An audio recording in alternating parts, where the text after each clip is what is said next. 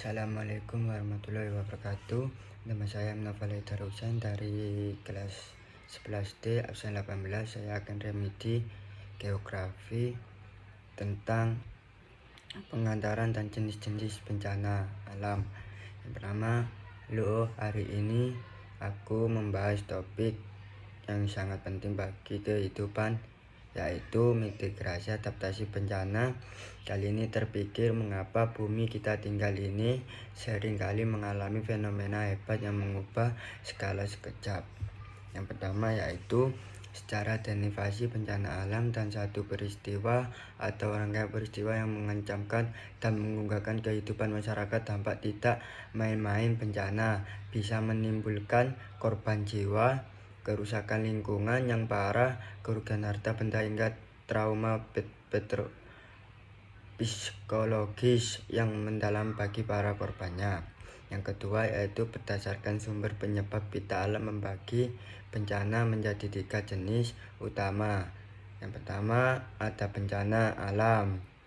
Ini ada bencana murni disebabkan oleh fenomena alam semesta. Kini contohnya yang sangat dekat kita seperti gempa bumi yang menghentakkan tsunami yang menyapu sisir, gunung meletus, tanah longsor dan perbuktian banjir, musiman kekeringan ekstrim, hingga angin puting beliung yang merusak bangunan. Yang kedua ada bencana non alam. Berbeda dengan bencana alam, jenis-jenis dicipu oleh kegagalan sistem atau aktivitas manusia yang tidak alami. Contoh paling nyata yang baru kita lewati adalah wabah, penyakit atau pandemi global. Selain kegagalan teknologi seperti kebocoran reaktor nuklir atau kecelakaan industri besar serta pencemaran lingkungan yang masih juga masuk dalam kategori ini.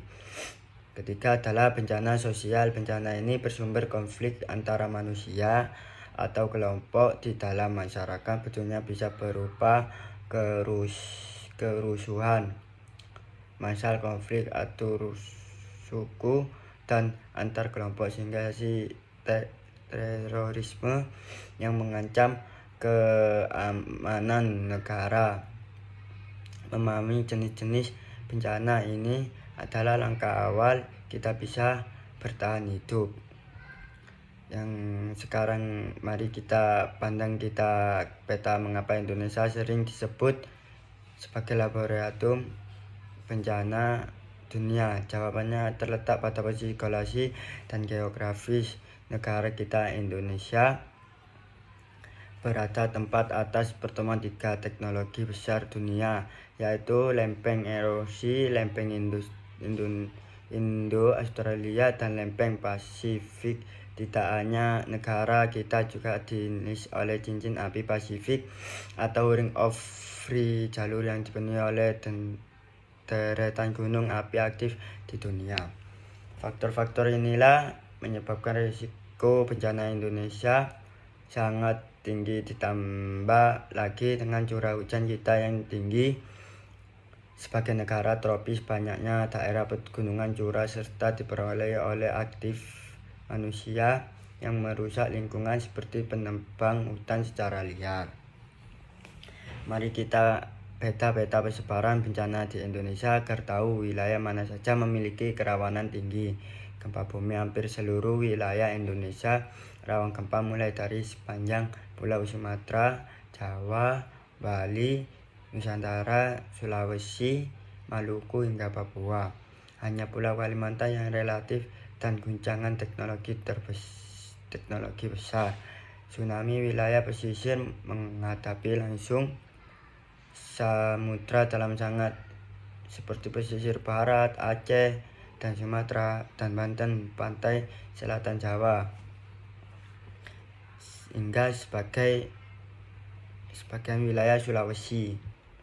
Gunung meletus terlokasi di sepanjang gunung aktif Sumatera, Jawa, Bali, dan Tenggara. Banjir mengancam datang rendah penduduk dengan Danies seperti Jakarta, wilayah pantai Utara, Jawa Tengah, Jawa Timur, serta seberapa wilayah di Kalimantan akibat luapan sungai. Tanah longsor sering melanda kawasan perbukitan dan lereng curah, terutama di Jawa Barat, Jawa Tengah, dan Sumatera Barat. Kekeringan umumnya melanda wilayah timur memiliki musim kemarau lebih panjang seperti Nusa Tenggara Timur dan sebagian Jawa Timur. Kebakaran hutan menjadi masalah tahun wilayah dengan lahan gambut luas seperti Kalimantan dan Sumatera. Memahami peta ini membantu kita meletakkan di sekitar kita, mengingatkan kita hidup di wilayah yang dikelilingi oleh polusi tidak boleh ditinggal diam dan bersikap pasrah. Di sini penting konsep mitigasi bencana. Apa itu mitigasi? Mitigasi bencana adalah segala upaya yang dilakukan mengurangi resiko dan dampak bencana sebelum bencana itu benar-benar terjadi. Ingat kata kunci, dilakukan di awal sebelum bencana datang. Tujuan utama dari mitigasi: pertama, paling berharga adalah mengurangi jatuhnya korban jiwa. Kedua, mengurangi ekonomi atau kerusakan harta benda. Dan tiga, mengingatkan kesadaran serta pengetahuan masyarakat agar tidak panik. Situ secara garis besar tindakan mitigasi menjadi dua bentuk utama, yaitu mitigasi struktural dan mitigasi non-struktural.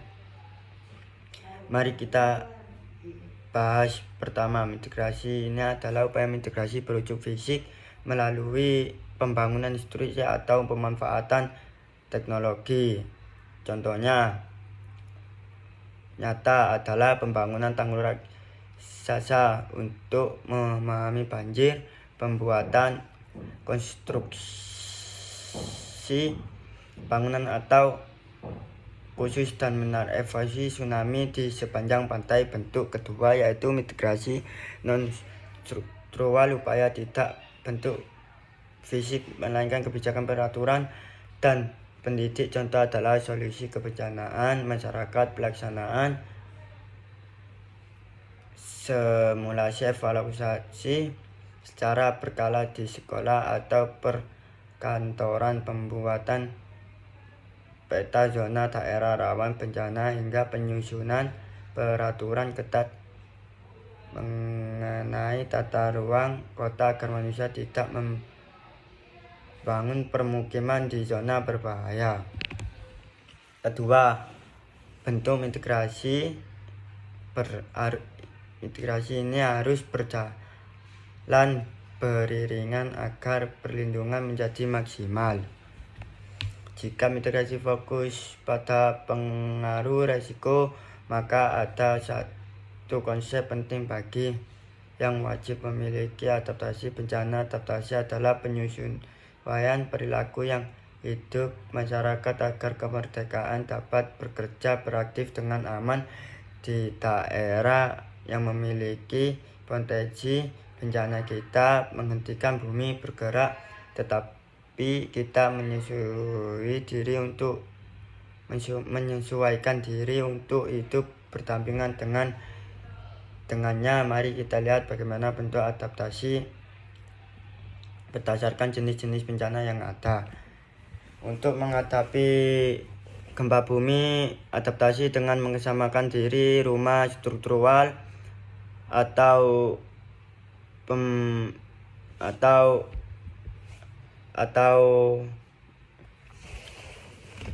struktural atau tahanan gempa.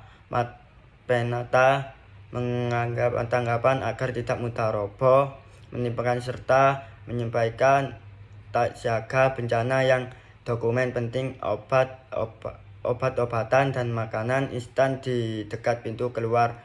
Bagi masyarakat di daerah rawan tsunami, adaptasi dan menghafalkan rute jalur evakuasi, tempat tinggal diri, pembangunan rumah tinggal, terutama di zonasi pantai yang berisiko yang sangat tinggi. serta aktivitas mengikuti latihan evakuasi mandiri. Bagaimana banjir bisa beradaptasi dengan tidak membuang sampah sembarangan, saluran air, evakuasi dengan menginginkan lantai rumah, serta membuat sumur-sumur resapan biopori di halaman rumah untuk membantu tanah menyerap air lebih di daerah perbukitan rawan longsor. Masyarakat adaptasi giat pohon berkat lereng-lereng curam tidak mandiri membangun tempat di bawah di atas tebing yang ringan, menerapkan sistem tersering pada lahan pertanian gua, menahan laju penggerengan tanah. Utama ancaman gunung meletus, langkah adaptasi adalah menyediakan menggunakan masker penutup hidung serta perlindungan saat terjadi hujan abu, mematuhi batas zona bahaya yang ditetapkan pemerintah dengan mengetahui lokasi pengungsian sementara.